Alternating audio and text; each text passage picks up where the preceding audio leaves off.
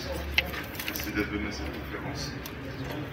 Avec Emmanuel Levigier de l'initiative Rennes, nous allons vous présenter un sujet d'actualité, notamment, sur la manière de construire un plan de financement solide et avoir des bases sereines pour pouvoir exercer son activité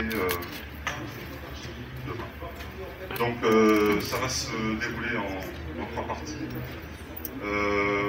La première, où Emmanuel évoquera avec vous la connaissance du marché avant de pouvoir s'installer dans la création de son entreprise ou de sa reprise. Ensuite, on verra les différents types d'accompagnement qui existent, parce que vous le savez certainement, aujourd'hui, l'entreprise accompagnée a 8,5 chances sur 10 d'être encore en vie au bout de 5 ans, contre 1 sur 2 lorsqu'elle ne l'est pas. Donc c'est quelque chose de très important et de plus en plus à la mode, de bien préparer en amont son projet de création. Et ensuite on regardera la manière de financer son projet, les différentes techniques de financement qui peuvent exister et l'œil du banquier que je tenterai de vous expliquer et de vous apporter.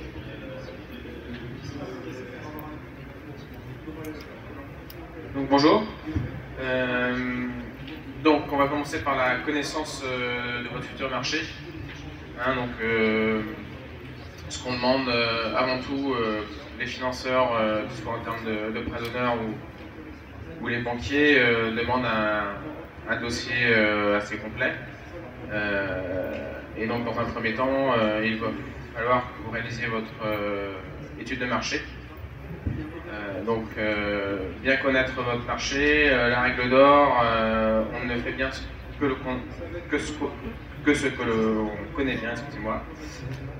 Donc la première question à se poser, c'est avez-vous de l'expérience dans le métier que vous souhaitez créer?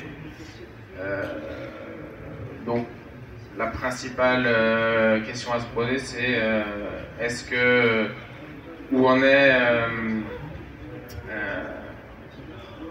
où est-ce que j'en suis? Est-ce que j'ai de l'expérience dans le métier? Est-ce que par rapport à ma formation,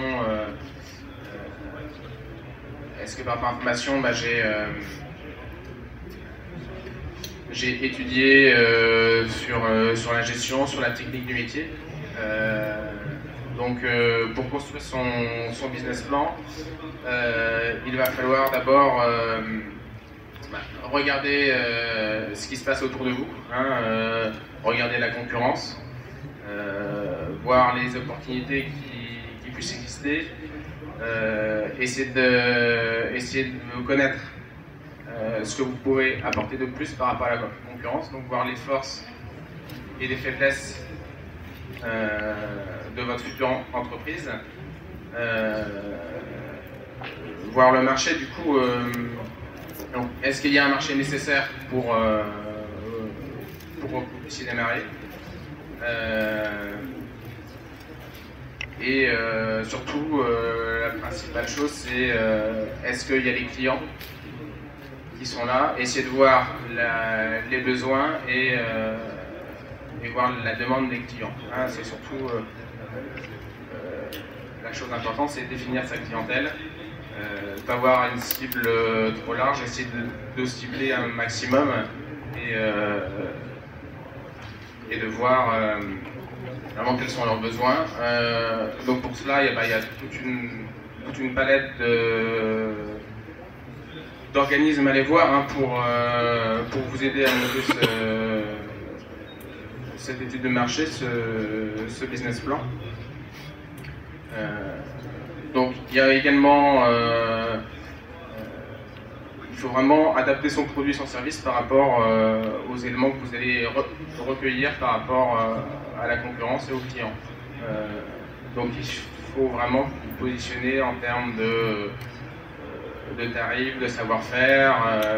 Est-ce que vous positionnez par rapport aux services que vous apportez en plus, donc essayer de voir quels sont les avantages que vous pouvez apporter par rapport à la concurrence. Donc vraiment bien étudier son marché. Pour des commerces, si vous souhaitez reprendre un commerce, si vous souhaitez créer un commerce, allez sur le commerce, regardez aux alentours, faites une étude de marché sur la clientèle autour. Nous, ce qu'on conseille, c'est si vous prenez un commerce, allez dans les petits commerces à côté, allez au bar du coin et puis posez des questions au barman, au coiffeur, voir ce qu'ils pensent du commerce, quelle est la clientèle qui vient, quel est le positionnement du commerçant actuel. Donc voilà, il faut vraiment bien étudier tout cet environnement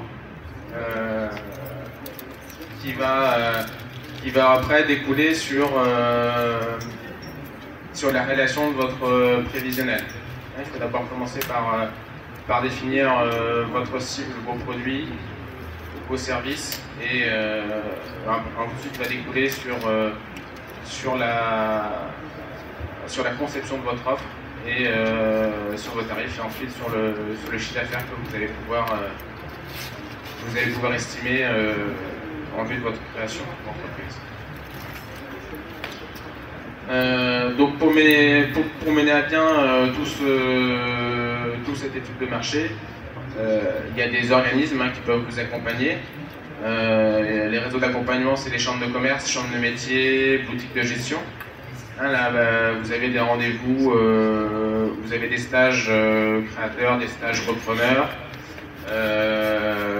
Vous avez, par exemple, à la chambre de commerce, des rendez-vous avocats, experts comptables gratuits pour vous aider à monter votre dossier. Vous avez des réunions pour réaliser votre étude de marché, pour réaliser votre prévisionnel. Donc, il y a quand même un bon nombre d'organismes qui sont là pour vous aider dans la constitution de votre projet.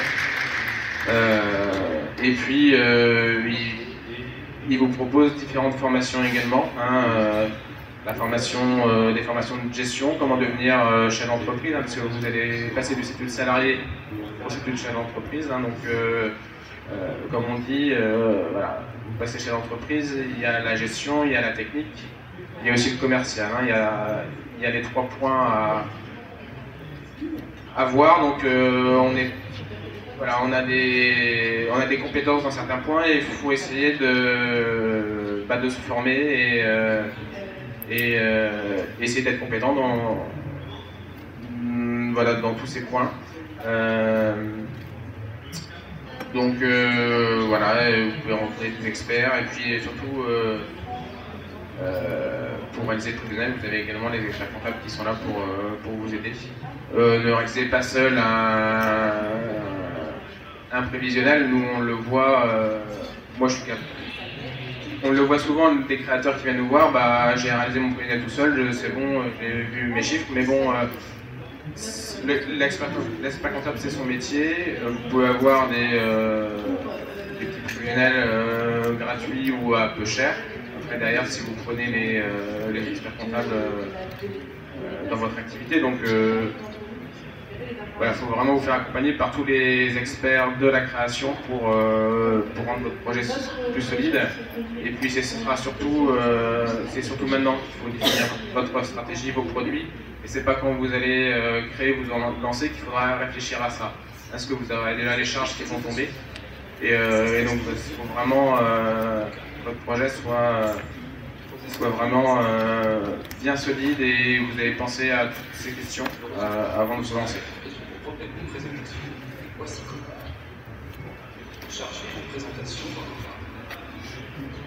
Donc un sujet intéressant sur le partenariat entre le futur chef d'entreprise et sa banque. C'est une sorte de mariage qui va être prononcé et donc le banquier va être en attente de certaines choses de la part du futur repreneur créateur, mais vous aussi vous pouvez avoir des exigences de la part de votre banquier. Alors une fois qu'on a dit ça, c'est pas C'est pas simple parce que c'est vous qui venez de voir et c'est vous qui êtes en attente d'un financement. Ceci étant, vous devez aussi avoir des exigences vis-à-vis de lui lorsque vous venez le rencontrer pour la première fois. Donc il doit savoir, vous devez attendre de sa part de l'écoute, qu'il se sente concerné par votre projet. Ça c'est quelque chose de très important parce que forcément si vous lui expliquez votre projet et qu'il a l'air de faire autre chose, c'est pas très correct. Donc ça veut dire qu'il va être curieux sur ce que vous lui évoquez, sur ce dont vous parlez. Il va vous poser des questions. Il doit creuser le dossier avec vous. Lorsque votre dossier n'est pas complet, parce que ça peut arriver, vous n'avez pas forcément fait toutes les démarches, etc., le banquier doit être capable de vous conseiller également. Il doit être capable de vous dire, bah ça, par contre, compte tenu de ce que je peux savoir sur le domaine d'activité en question, je pense que c'est un sujet que vous devriez creuser davantage. Je pense que votre besoin en fonds de roulement, là, il est peut-être un petit peu juste. Il va peut-être falloir que vous apportiez un petit peu plus ou que vous demandiez un montant supplémentaire. Voilà. Donc ça, ce sont des choses que le banquier doit être capable de vous dire, au même titre qu'il doit être capable de vous dire si, par exemple, vous êtes à la recherche d'un expert comptable, écoutez, allez voir monsieur un tel de ma part, et puis lui, il sera capable d'étayer un petit peu plus vos recherches sur la création de votre entreprise. Donc voilà, alors, il va vous poser des questions forcément, le banquier, lorsque vous allez venir le voir. Donc il va regarder le côté professionnel de la chose, mais il va aussi regarder la partie privée. Donc il va regarder un petit peu vos biens, vos anciens salaires, votre patrimoine, etc., parce que ça lui permettra, en fonction de ce que vous allez lui dire, de se positionner ou déjà de commencer à réfléchir un petit peu en termes de garantie. Donc voilà, vous devez attendre de sa part de la curiosité d'écoute. Il va être rapide également. Alors rapide, ça ne veut pas dire faire n'importe quoi et vous donner une réponse un petit peu à l'arrache. Il va être rapide dans le sens où, normalement, si les choses sont bien faites, lors du premier rendez-vous, il a été capable de vous dire toutes les pièces que vous deviez apporter. Ça, c'est un moyen de gagner du temps, parce que si vous venez avec un dossier incomplet, bah, ça fera l'objet d'un deuxième rendez-vous, voire d'un troisième, voire d'un quatrième, et donc tout le monde perd son temps, à la fois vous et à la fois le banquier. Donc, lorsque, alors c'est vrai que c'est un petit peu compliqué dans les banques maintenant avec les numéros de téléphone, on n'est jamais sûr de tomber sur la bonne personne. Ceci étant, demandez bien à l'interlocuteur que vous allez avoir quels sont les documents avec lesquels il faut que je vienne pour pouvoir obtenir mon financement, pour pouvoir ce que le banquier puisse l'étudier avec toutes les pièces nécessaires. Voilà, il doit également vous expliquer, et vous êtes en droit de lui demander, mais alors comment ça se passe après? Vous avez votre dossier, il est complet, vous avez tout apporté, la décision, je peux l'attendre pour moi. Donc en fonction de sa délégation, bah, ça va être très rapide. Si c'est pas dans la sienne, ça va aller à son directeur ou à son directeur de pôle professionnel. Si ce n'est pas dans la délégation du directeur du pôle professionnel, ça va monter à la caisse régionale ou au siège social. Et là, le dossier va être étudié. Donc, les délais sont plus ou moins longs, plus ou moins rapides. Et donc ça, il doit être capable de vous expliquer ça et de vous dire, bah, écoutez, moi, la réponse, maintenant que j'ai tous les éléments, sous moins d'une semaine, je vous l'apporte. Et après, les choses vont aller très vite. Mais vous, en termes de clarté, dans les délais, dans les process, vous êtes en droit de poser cette question à votre banquier et il doit vous répondre très correctement. Au même titre que si vous venez le voir et qu'il sent que le dossier n'est pas totalement réalisable parce que en termes de financement ou en termes d'apport en fonds propres, bah, c'est trop juste, il doit être capable de vous le dire. À ce moment-là, vous réétudierez votre demande et ça fera l'objet d'un deuxième rendez-vous. Je dirais que si c'est dans la délégation du conseiller ou de son supérieur, moins d'une semaine, ça peut être très rapide. Après, quand ça monte dans un siège social ou dans une caisse régionale, selon le nombre de dossiers qui remontent, parce que vous savez bien, ça fonctionne un peu par période, parfois il y en a beaucoup, parfois il y en a un petit peu moins. C'est aller entre 15 jours en moyenne. l'avantage qu'on a, bon, je ne vais pas faire la publicité pour ma paroisse, mais quand vous avez une banque régionale où les décisions se prennent sur place, quasiment, les délais sont beaucoup plus raccourcis parce que c'est pas obligé d'aller à gauche ou à droite, tout se fait au sein du département. Il doit être transparent, c'est-à-dire que j'ai des cas en tête, lorsque il vous dit oui, voilà, tout va bien. Lorsqu'il vous dit non, il doit être capable de vous dire pourquoi est-ce qu'il a dit non. D'abord, ça va vous servir à vous, pour pourquoi pas représenter le dossier une deuxième fois, et puis il ne doit pas vous laisser comme ça, sans savoir ce qu'il y a de clocher dans votre dossier.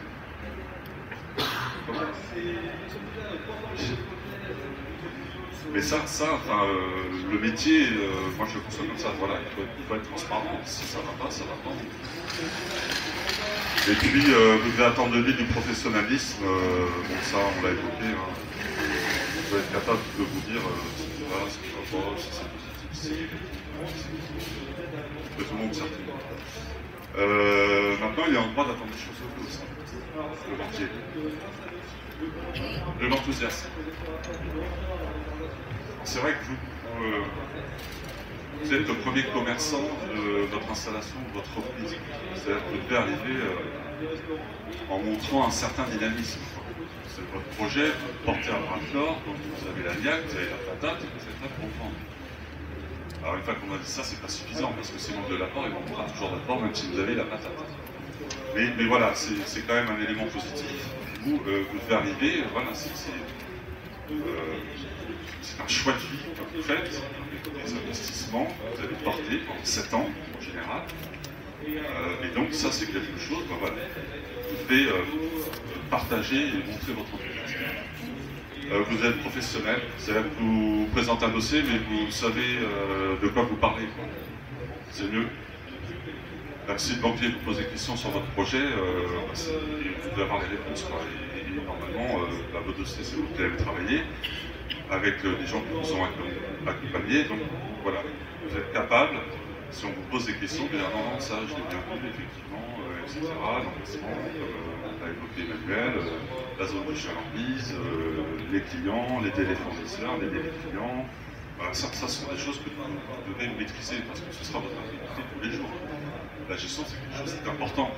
Développer, faire du commerce, c'est très bien, mais si derrière vous n'êtes pas capable de réclamer les factures, vous allez rapidement plonger, avoir le compte un peu débiteur, mais attendez, monsieur le banquier, vous n'inquiétez pas, j'ai de l'argent d'or, bon, en attendant, il n'est pas là. Donc, voilà, ça, ce sont des choses que vous devez connaître et savoir expliquer à votre banquier, sachant qu'il a déjà vu, pour la plupart du temps, des commerces, des artisans dans ce domaine-là, donc il sait de quoi vous lui parlez normalement. Donc c'est toutes les approches, etc. On en a parlé. Le dossier vous devez maîtriser, on en a parlé, et puis que vous compreniez et acceptiez son positionnement. Et si vous faites affaire ensemble, on se met d'accord sur un partenariat. Donc c'est demain comment est-ce qu'on va fonctionner ensemble. J'ai un souci. Ça c'est quelque chose que l'on retrouve assez fréquemment. C'est-à-dire que vous avez beaucoup d'entrepreneurs qui, lorsque ils sont débiteurs, ne vont pas forcément appeler leur banquier. Donc du coup, c'est le banquier qui appelle. Et la logique voudrait que ce soit vous, puisque vous regardez le compte et attendez, là je vais être en dépassement, donc vous inquiétez pas, demain j'ai qu'à rentrer, ou dans une semaine, donc ce que je vous demande c'est de laisser passer et de payer. Donc ça, voilà, ce sont des règles qu'il va falloir fixer ensemble. Un banquier attend à ce que ce soit le client qui l'appelle sur la gestion de ses comptes. Après, il y a toujours moyen de discuter, il y a toujours moyen de s'arranger, il y a toujours moyen de caler les choses ensemble, mais il n'y a rien de plus pénible le matin quand vous traitez des débiteurs, et ça, je vous alerte par rapport à ça parce que ça fait partie d'une entrée en relation saine.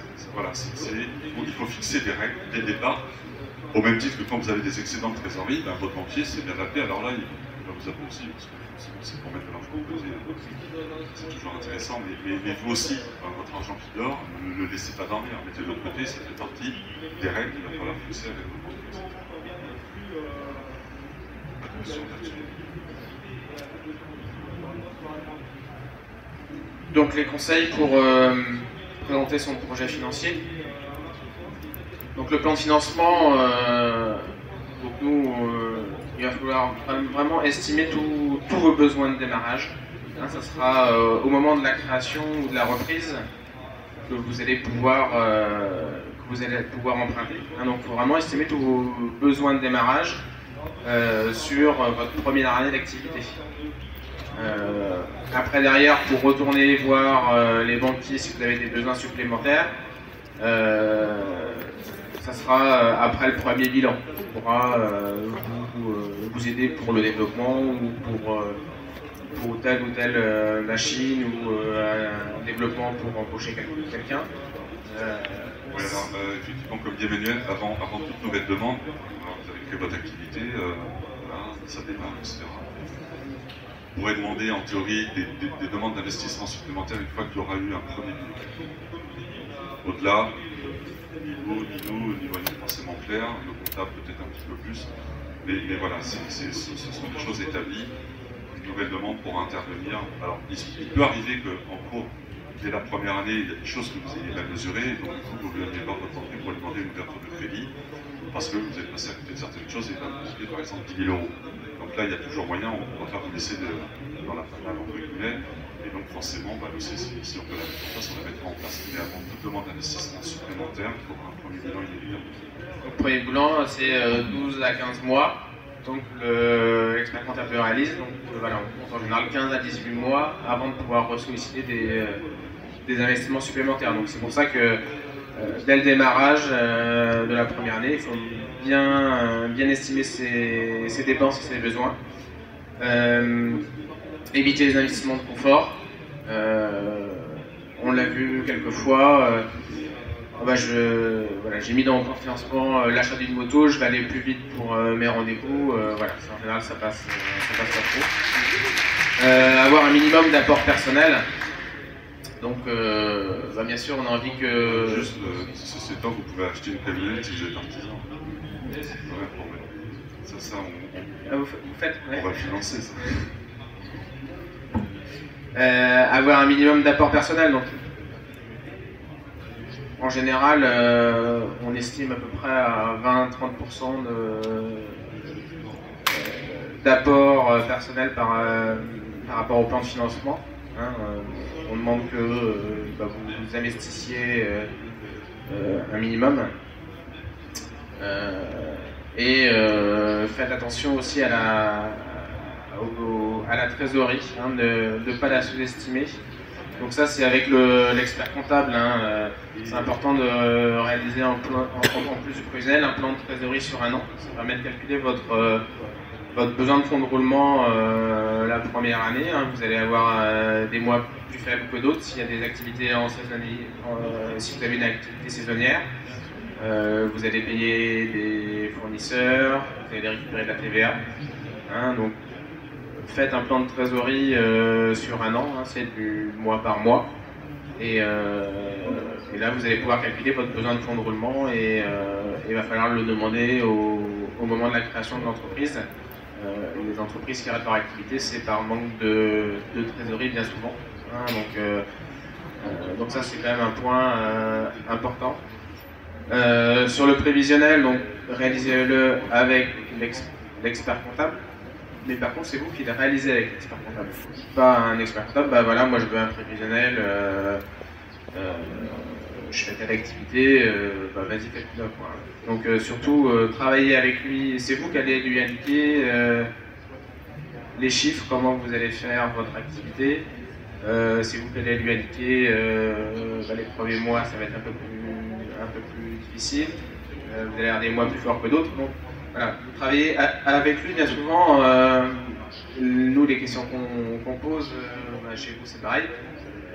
Comment vous avez réalisé votre prévisionnel, hein, le chiffre d'affaires, comment vous l'avez calculé. Bien souvent, les personnes vont dire ah bah non, c'est l'expert comptable qui l'a fait, moi les chiffres je ne connais pas trop, j'ai demandé à mon expert comptable de le faire. Alors, en général, ça passe pas trop, donc il faut vraiment vous approprier ce prévisionnel et l'avoir réalisé avec l'expert comptable. Ça permet de bien l'approprier et puis même demander à votre expert comptable de vous expliquer comment il l'a fait avec le chiffre et puis les dépenses liées à l'activité. Quand vous êtes sur la création pure, il y a une question que votre banquier va souvent se poser, c'est bon, vous partez sur un chiffre d'affaires à zéro, c'est est-ce que vous avez des bons de commande, est-ce que vous avez des clients qui sont prêts à vous suivre, et si oui, à hauteur de quel montant? Ça, c'est une question que vous aurez forcément. C'est ne pas vous lancer sans savoir de quoi votre chiffre d'affaires sera fait dès le premier jour, mais que vous avez des gens qui sont prêts à vous suivre. Donc ça aussi, parce que c'est l'opération. C'est pour ça que c'est important de réaliser votre étude de marché. Hein. Vous allez questionner les fournisseurs, les clients, pour récupérer déjà des mails, des contacts. Et ça peut être vos premiers clients, donc vous les aurez.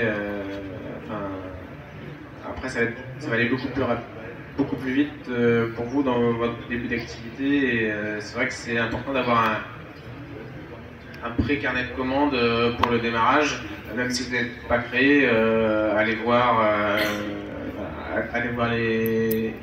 vos futurs clients et allez voir les partenaires également. Vous le mettez dans votre dossier de présentation, on voit que vous avez travaillé sur le projet et que vous ne démarrez pas de zéro, quoi. Donc, en cas de reprise, fiez-vous au bilan du repreneur, bien sûr. Alors attention à ça, par rapport aux reprises d'entreprise, bien souvent, on voit des prévisionnels qui sont un peu supérieurs au bilan précédent. À chaque fois, ils nous disent ouais, mais moi, je vais faire ça en plus. Je pense qu'il y a beaucoup de choses à améliorer. En général, en cas de reprise d'entreprise, il y a beaucoup de l'activité personnelle et en général, on compte une baisse de 10% de chiffre d'affaires par rapport au précédent. Donc, il faut vraiment ne pas surestimer son chiffre pour les repreneurs et voilà, aller dans la continuité au début et ensuite là vous allez pouvoir vous développer et mettre en place votre stratégie, mais allez-y prudemment dans votre prévisionnel, surtout dans votre première année d'activité. Voilà, donc je vous ai parlé du plan de trésorerie sur les 12 premiers mois, donc ça c'est important, ça permet, même pour vous, ça sera un tableau de bord dans votre activité. Hein. Le plan de trésorerie, c'est du TTC, c'est votre activité sur l'année. Hein. Vous allez voir votre chiffre d'affaires, c'est du TTC, toutes vos dépenses, les remboursements d'emprunt, et vous allez voir mois par mois ce qui vous reste en trésorerie. Après, nous, on vous conseille d'avoir votre plan de trésorerie la première année, ça vous fait une base de travail et puis vous voyez mois au mois combien de chiffre d'affaires vous avez fait, combien vous aviez prévu. Vous regardez si vous êtes dans les clous et à ce moment-là vous allez pouvoir réagir et que ce soit en termes commerciaux s'il manque un peu de chiffre d'affaires, en fonction des marges, savoir si vous êtes dans les clous. Donc c'est le plan de trésorerie. Les experts comptables ne le font pas forcément à chaque fois. Demandez-leur et travaillez avec eux pour réaliser ce plan de trésorerie. C'est vraiment votre base, votre tableau de bord la première année.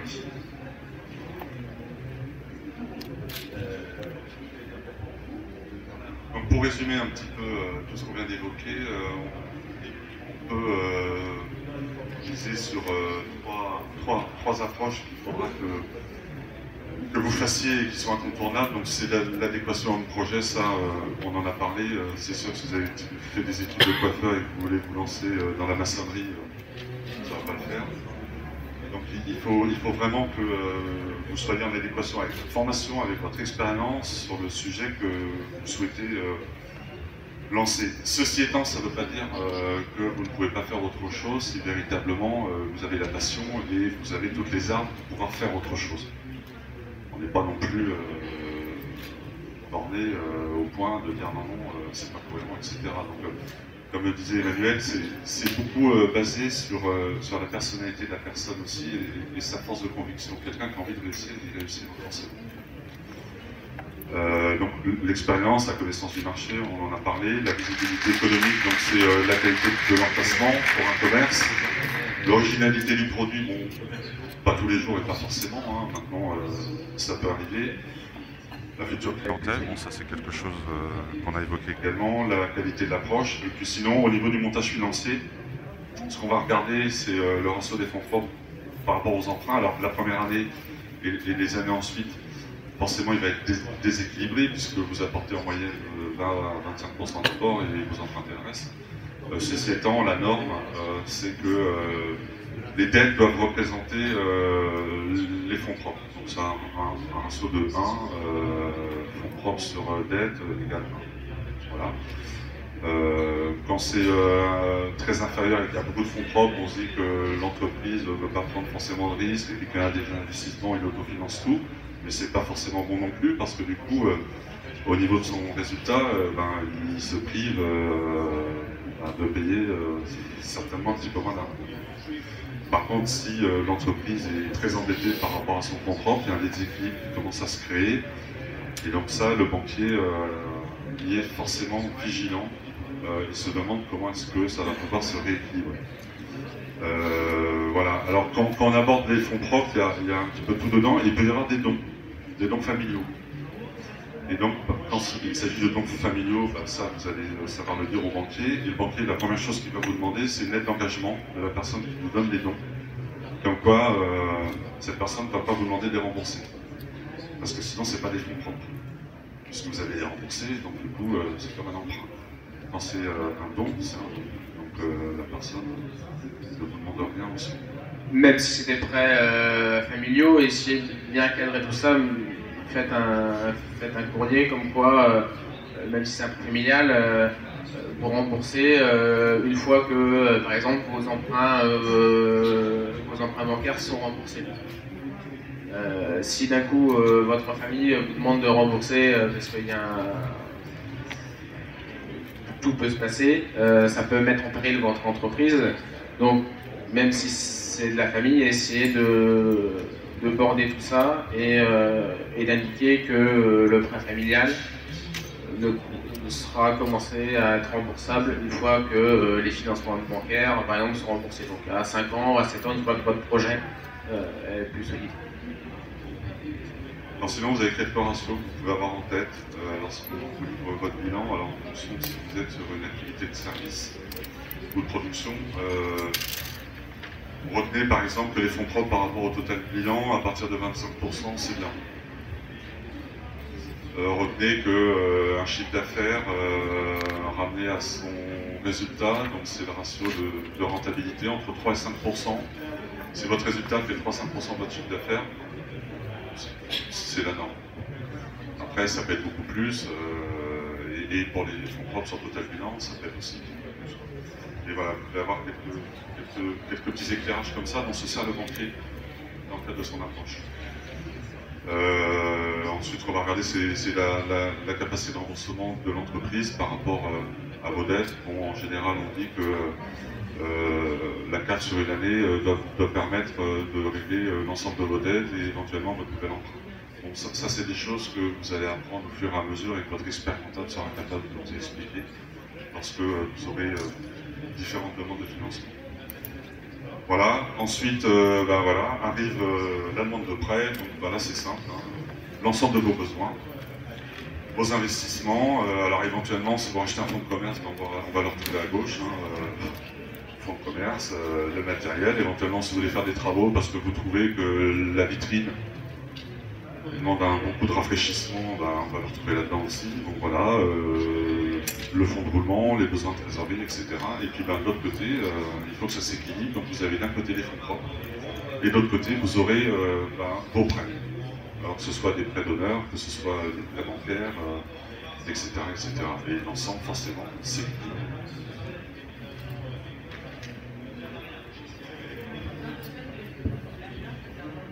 Donc présenter aussi un compte d'exploitation prévisionnelle, hein, d'un côté vos produits, hein, tous les chiffres d'affaires que vous avez estimés, et en face vos charges d'activité, hein, les achats, les charges fixes, les charges de personnel, impôts, taxes. Et puis ensuite le bénéfice que vous réalisez, bon, ça c'est un prévisionnel classique et vraiment faites-le expliquer à un expert comptable pour vous savez caler et pour que vous puissiez ensuite bien en parler à votre banquier. Donc vous avez dit différents types de financement. Vous avez à la fois les financements à court terme et les financements à moyen terme. Bon, ça vous connaissez, donc on va passer assez vite, sauf si vous avez des questions. Alors, en ce qui concerne le bancaire, vous avez en général deux types de prêts. Hein. Le crédit classique, normal, et puis ensuite, éventuellement, selon le bien que vous souhaitez financer, vous pouvez le financer en crédit bail. Donc là, finalement, le bien, vous le louez, hein, on appelle ça des loyers, et puis vous avez possibilité, à la fin, en général 5 ans, de le racheter pour une valeur résiduelle de 1% par rapport à son prix initial. Donc ça c'est intéressant parce que vous changez souvent de matériel. Donc ça vous permet d'avoir toujours un matériel de telle qualité et relativement neuf. Et vous avez beaucoup de gens qui font ça, notamment en fin d'année, parce que vous pouvez avoir un premier loyer de 20%. Et donc le premier loyer de 20% va vous faire baisser votre résultat et donc votre imposition.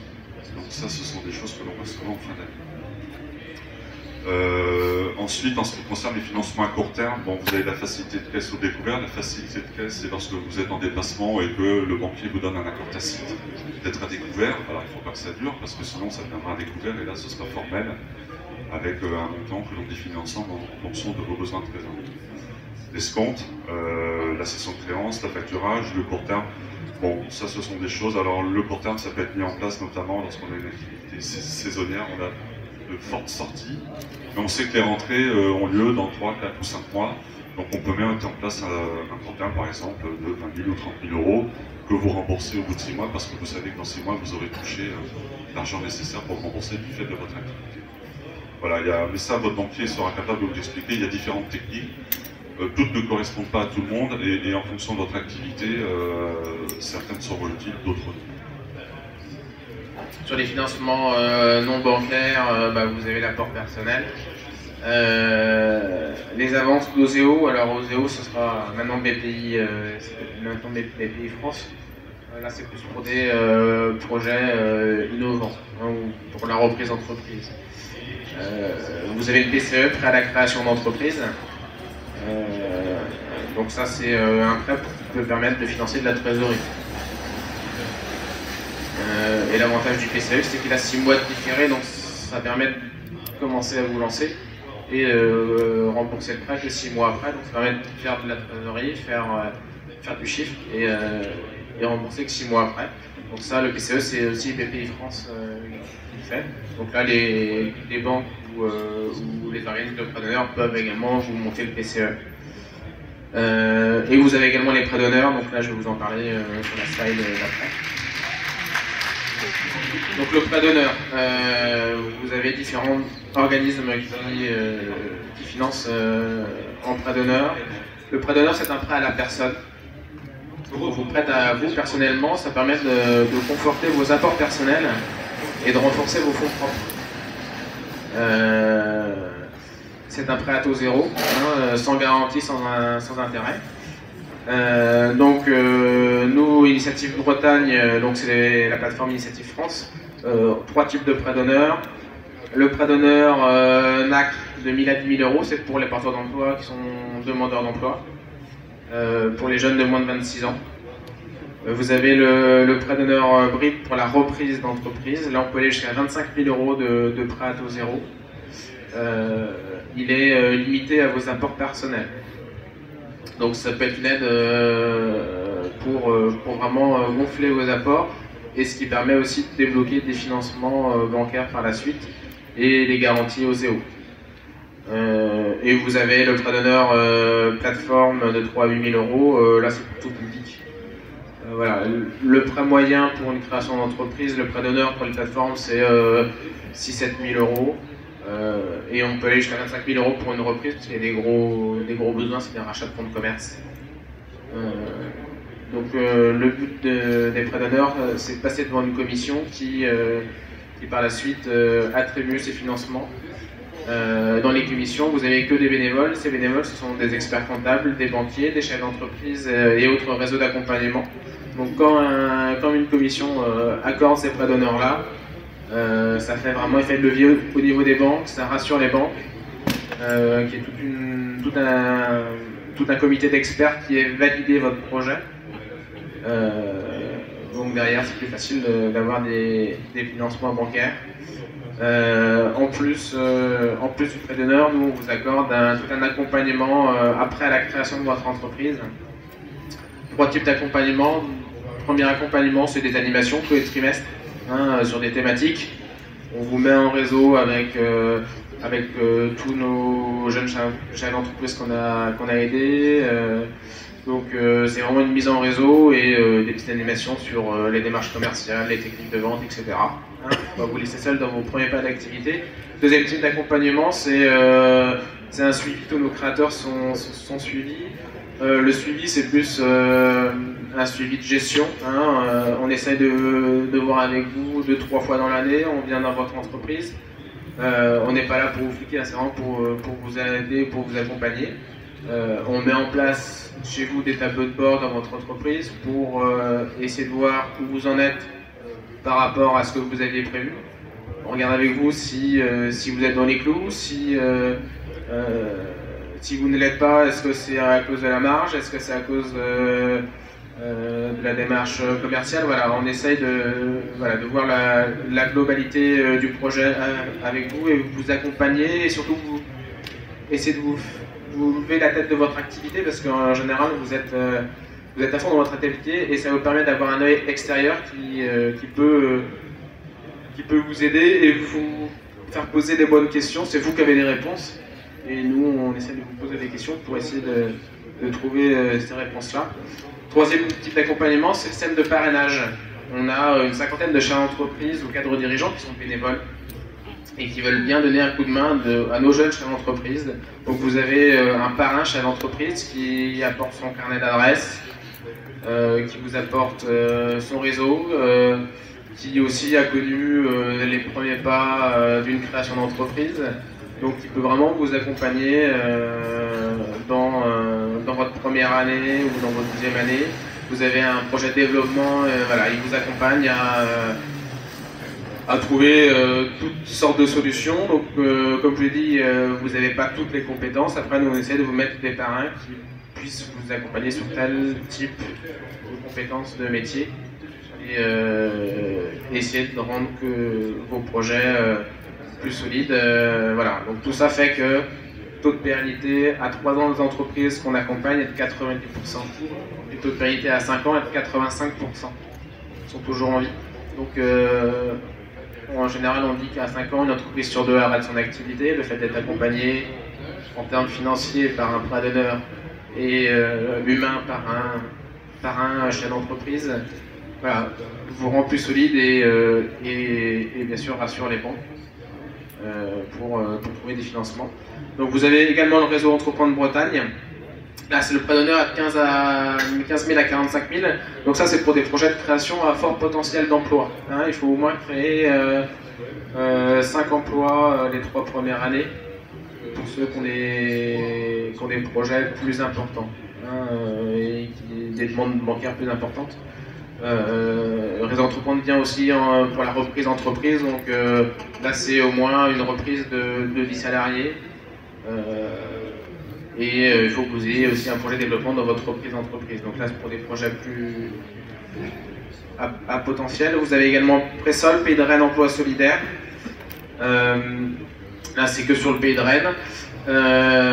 Donc prêt d'honneur maximum de 6 000 €, le prêt moyen les plus de 3 000 à 4 000 et c'est pour les plus petits projets et pour les personnes qui sont aux minima sociaux, vraiment des publics un peu plus éloignés de l'emploi et des publics plus fragiles.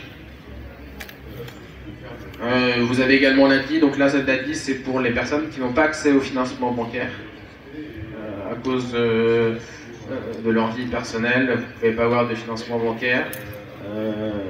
L'ADI peut vous accompagner pour obtenir des financements. Ils ont le dispositif MAC Prêt au zéro et c'est adossé à un prêt de l'ADI à un taux. Donc là, c'est vraiment pour les projets encore plus fragiles qui n'ont pas la possibilité d'avoir des financements bancaires.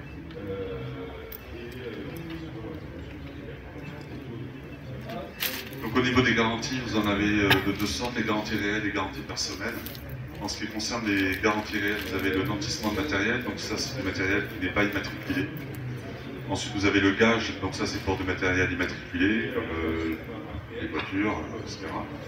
Et vous avez l'hypothèque, si tant est que en même temps que votre projet vous souhaitez acheter des murs, ça peut arriver. Sinon en termes de garantie personnelle, vous avez la caution. Alors qui, en fonction d'autres garanties, peut être limitée à hauteur de 50%, notamment avec Bretagne Active. Le banquier ne peut pas prendre plus de 100% de votre caution, donc c'est limité à 50%.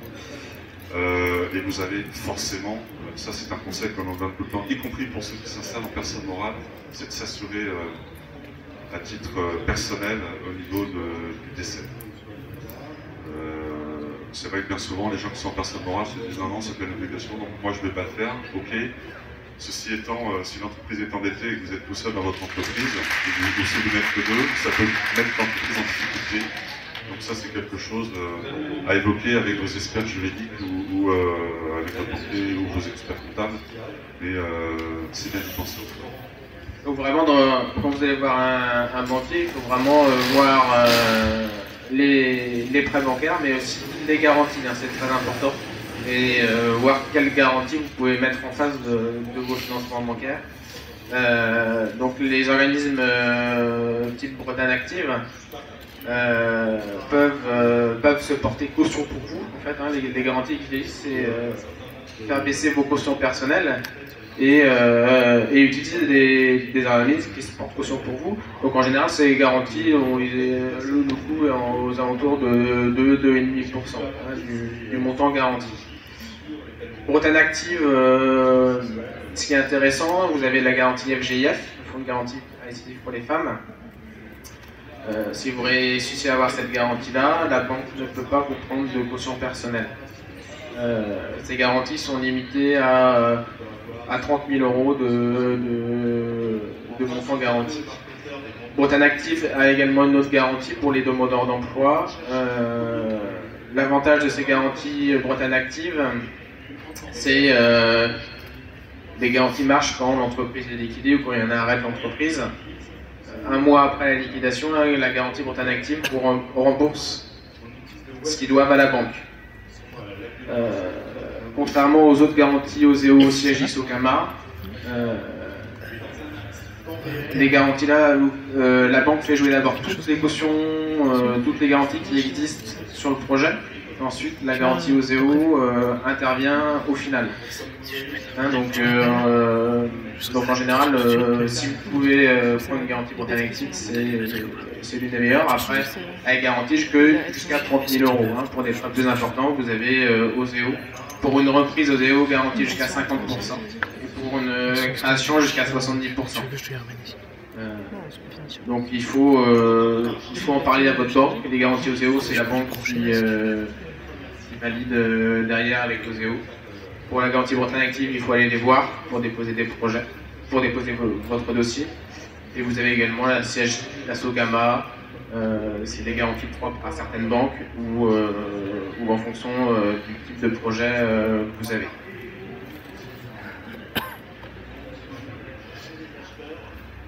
Alors, quelques recommandations. Donc, comme on l'a vu, présenter un dossier de financement complet et préparer un solide business plan. Hein, quand vous allez voir les banques, ben voilà, il faut que votre dossier soit quasiment finalisé. Rassembler un maximum de fonds propres pour avoir plus de chances d'obtenir ces financements bancaires. Plus l'entreprise est capitalisée, plus grande est sa pérennité. Les fonds propres, ça permet aussi de financer la trésorerie et d'avoir une marge de sécurité supérieure.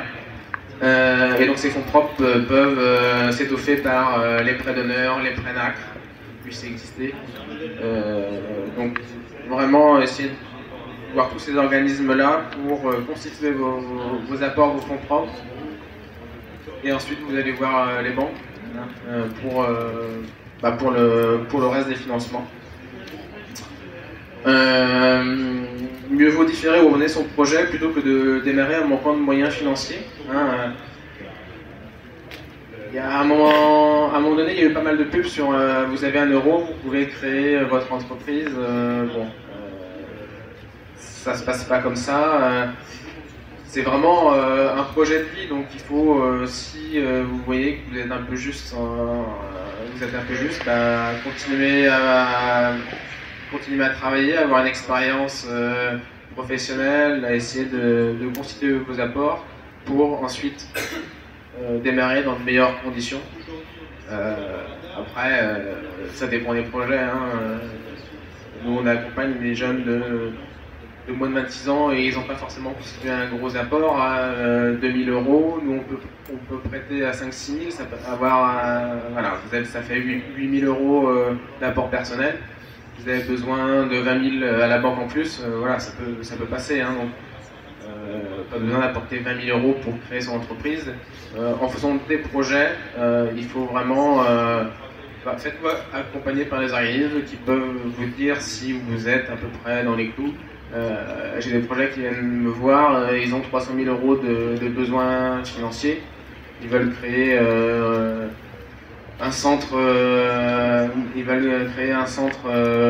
de jeu et ils ont 1000 euros chacun. Donc on leur dit maintenant, vous demandez 300 000, vous avez 1000 euros, votre projet il ne peut pas tenir la route comme ça. Donc ne pas minimiser les besoins d'entreprise. Donc là vraiment la trésorerie bien la calculer. Nous à chaque fois on le voit, tous les plans de financement qui nous arrivent, vu qu'on suit nos créateurs d'entreprise, 1 an après, j'étais un peu juste en fond de roulement. C'est vraiment les prêts d'honneur servent vraiment à financer cette trésorerie. Bien souvent, les plans de financement sont juste à la création parce qu'on essaye de minimiser pour pas trop emprunter. Donc, il faut vraiment mettre tous vos besoins de démarrage, même de la première année, pour être derrière beaucoup plus solide et pouvoir répondre aux aléas de votre activité. Emprunter quand c'est possible afin de conserver une réserve de fonds propres. Donc nous on vous conseille d'emprunter même si vous avez les apports qui suffisent pour créer votre entreprise. Les banques sont là pour vous prêter, garder une réserve de côté. Si jamais le chiffre d'affaires n'est pas aussi bon que prévu les premières années, ce qui se passe souvent, avoir une petite réserve de côté et pas mettre tous les œufs dans le même panier, ça permet d'avoir une petite roue de secours et les banques sont là pour prêter. Donc vraiment le plan de financement, équilibrez-le au mieux et vraiment pas tout mettre. Les banques sont là, les prêts d'honneur sont là, donc voilà, essayez d'équilibrer votre plan de financement. Bonjour. Donc pour terminer, comme je vous le disais, le banquier c'est un partenaire, donc ça veut dire que vous êtes venu le voir, il a cru en vous, il vous a suivi et c'est parti. Il ne faut pas simplement rentrer en contact avec lui lorsque il y a des difficultés qui sont rencontrées, il faut aussi être en contact avec lui lorsque tout va bien, lorsque vous recevez votre premier bilan, qu'il soit bon, moyen ou pas forcément très bon. Je crois qu'il faut bien le voir. Et puis, d'autant plus si vous avez auparavant vu votre expert comptable et que vous avez décidé de mettre des mesures en place, c'est bien d'évoquer ça avec lui et de voir éventuellement les besoins dont vous aurez besoin. Mais il ne faut pas se mettre la tête dans ça en se disant non, mes chiffres sont pas bons, je ne vais pas les montrer ça au banquier parce qu'il a pu me suivre. C'est pas vrai. Au contraire, il peut y avoir des choses qui expliquent le fait que ça n'ait pas forcément été bon ou à hauteur des espérances que vous attendiez la première année. Et ça, il faut savoir l'expliquer et le dire. Encore une fois, c'est un vrai partenariat avec les côtés positifs comme les côtés négatifs. Donc, venez voir que ça aille bien ou que ça aille moins bien. Il y a au moins un moment incontournable, c'est la remise du bilan, parce que lui, il va rentrer ça au niveau de son informatique, et ça va lui permettre demain, quand il viendrait le voir lors de la deuxième année pour un investissement éventuel, d'avoir les chiffres et de lui dire, ben oui, ok, je vous suis à telle hauteur, ou ben non, là ça va être trop juste, ça va pas le faire. Donc il y a au moins un moment, c'est la remise du bilan, donc au bout de 15 mois en général, 4 mois après l'arrivée. Et une chose qu'on n'a pas forcément évoquée, c'est l'impact de la création reprise sur votre vie personnelle. Parce que quand c'est son bébé et quand on se lance, il y a forcément beaucoup d'investissements. Et donc il va falloir en tenir compte. Parce que il faut que tout le monde vous suive dans votre projet. Et quelqu'un qui hier vous voyez assez souvent, vous pouvez peut-être un peu moins. Donc il faut aussi évoquer tout ça avec la personne et il faut qu'elle vous suive et qu'elle soit prête à tout ça. C'est un élément auquel on ne pense pas forcément. Mais ayez ça aussi en tête, c'est bien souvent un projet qui se fait à deux, même si on est tout seul avec les mains dans le cambouis. Et puis d'ailleurs, certains d'entre vous auront peut-être des prochains collaborateurs. Ça, c'est un statut qui existe. Mais voilà, c'est un élément, et puis on terminera par ça, qui est important, c'est l'impact sur la vie personne.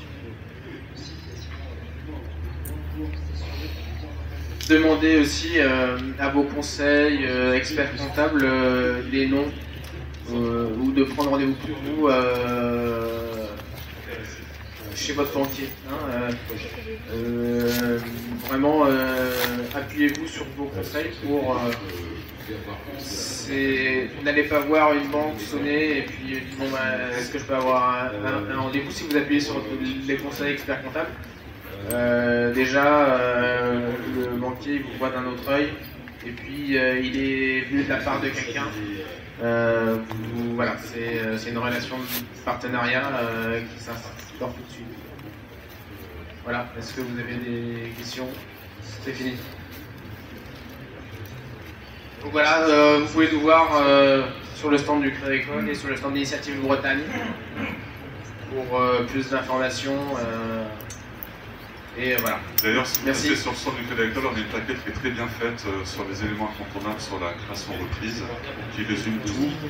Vous repartez avec et toutes les questions, si vous avez trouvé dans l'ordre de bon. Après, vous pouvez